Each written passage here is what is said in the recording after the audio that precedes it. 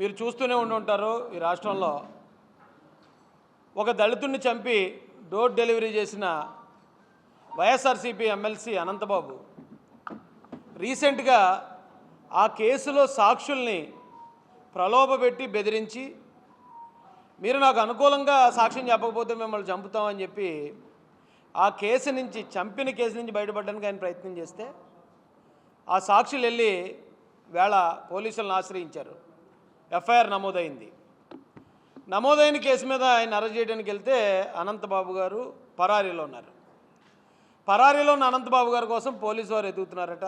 అయితే మాకు అందిన విశ్వసనీయ సమాచారం మా దళిత కాలనీల్లో అలాగే దళిత వాట్సాప్ గ్రూపుల్లో ఒక వార్త హల్చల్ చేస్తుంది ఈ రోజున.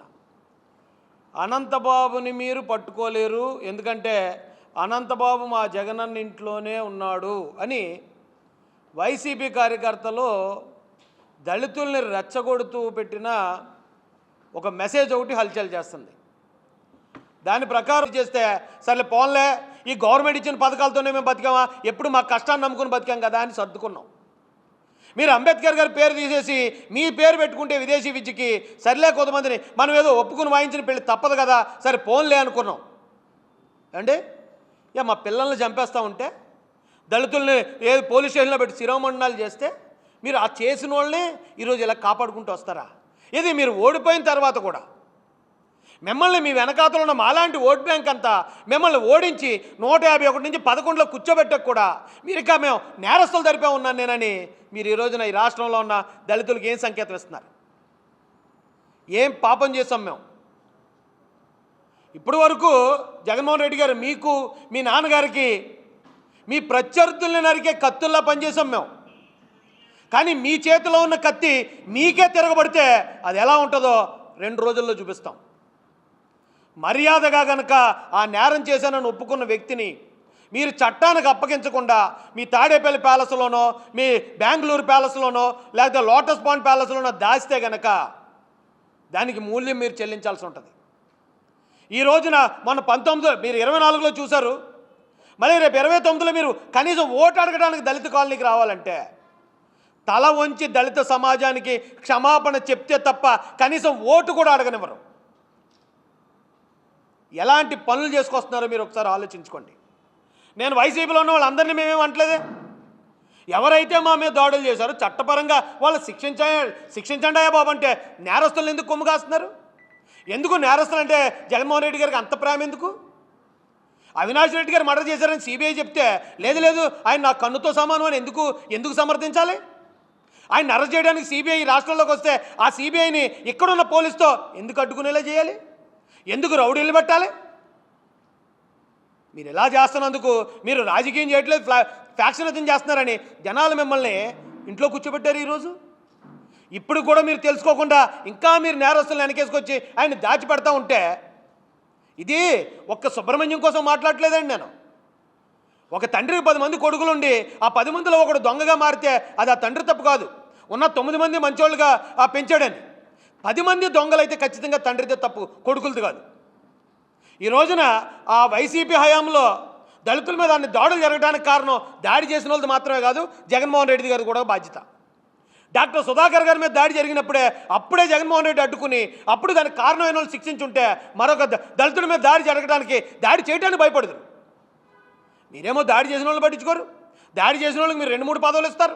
దళితుల మీద ఎవరు దాడి చేశారు ఎస్పెషల్గా వాళ్ళకి మీరు ఇది జిల్లా పార్టీ ప్రెసిడెంట్లు, ఎమ్మెల్సీలు ఇవన్నీ ఇచ్చి మీరు ప్రోత్సహిస్తూ ఉంటే దళితుల మీద దాడి చేస్తే జగన్మోహన్ రెడ్డి గారికి బాగా నచ్చుతుంది అనుకుంటా. ఆయన మనకు పదవులు ఇస్తున్నాడని ఇక దాడులు చేయడం మొదలెట్టారు, చంపటం మొదలెట్టారు.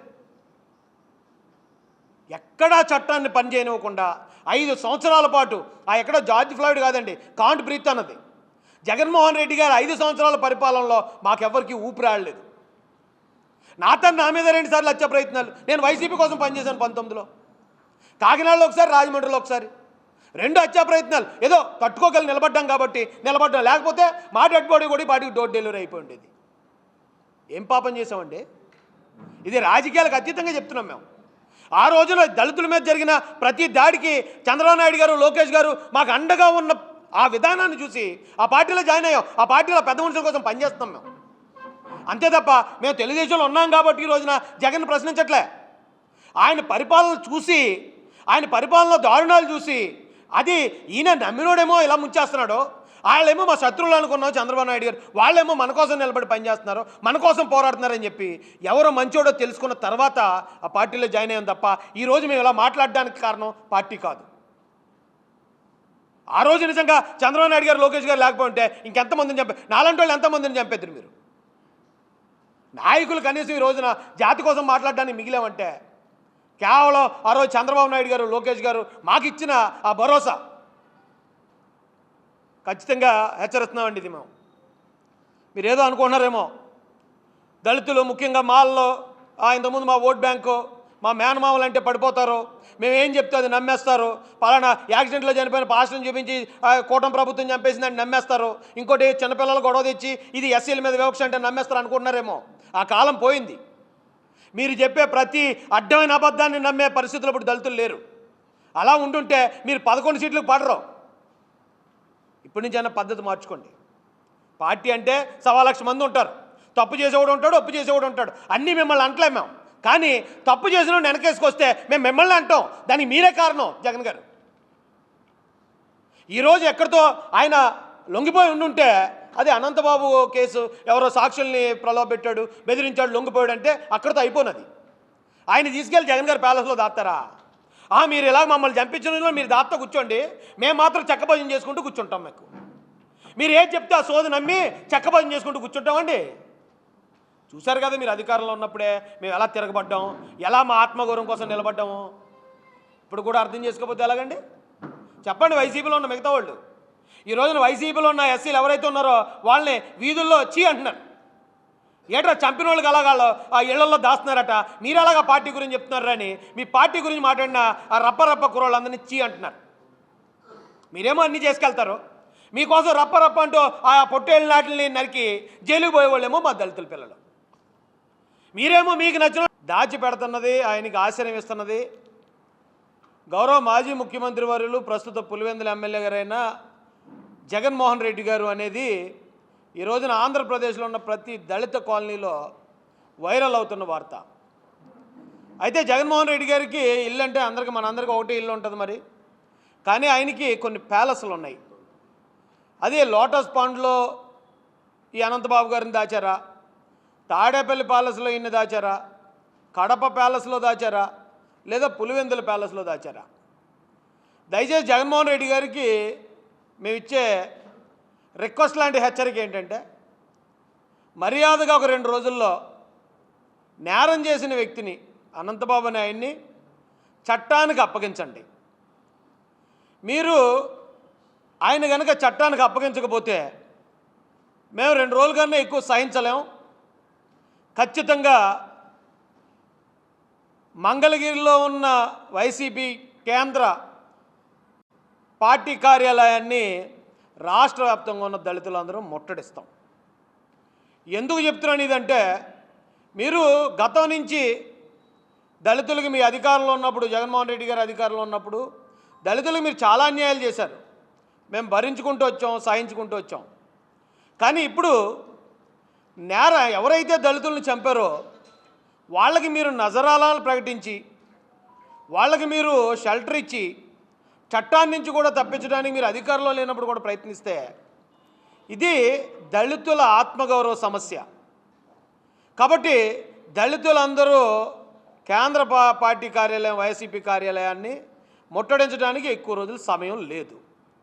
నేను మర్యాదగా, మీరు అధికారంలో ఉన్నప్పుడు, జగన్మోహన్ రెడ్డి అధికారంలో ఉన్నప్పుడు జగన్మోహన్ రెడ్డికి వ్యతిరేకంగా మంగళగిరి తెలుగుదేశం కార్యాలయంలో ఒకసారి దళితులందరూ గర్జించారు. దానికి 2 3 ఈ రోజున, ఆ రోజు ఆత్మీయ సమ్మేళనమే, కానీ ఈరోజు వైఎస్ఆర్సీపీ కేంద్ర కార్యాలయం దళితుల గర్జనని చూడబోతుంది. మీరు ఇప్పుడు అనంతబాబు నేరం చేశాడు, అది ఆయన ఒప్పుకున్నాడు. ఆయన ఒప్పుకున్న తర్వాత కూడా ఆ రోజు ఆయన అరెస్ట్ చేయనివ్వకుండా స్థానిక కాకినాడ మాజీ ఎమ్మెల్యే దూరంపూడి చంద్రశేఖర్ రెడ్డి గారు ఆయన దాచిపెట్టారట. అప్పుడు కూడా వార్త తలచెల్లైంది. ఆ రోజు కనుక ప్రస్తుత ఎమ్మెల్యే గారు కొండబాబు గారు లేకపోయి ఉండుంటే ఈ రోజున అసలు ఈ హత్య విషయం బయటికే తెలియదు. బయట ప్రపంచానికి తెలీదు. యాక్సిడెంట్ అని క్లోజ్ చేద్దరు ఆ రోజున.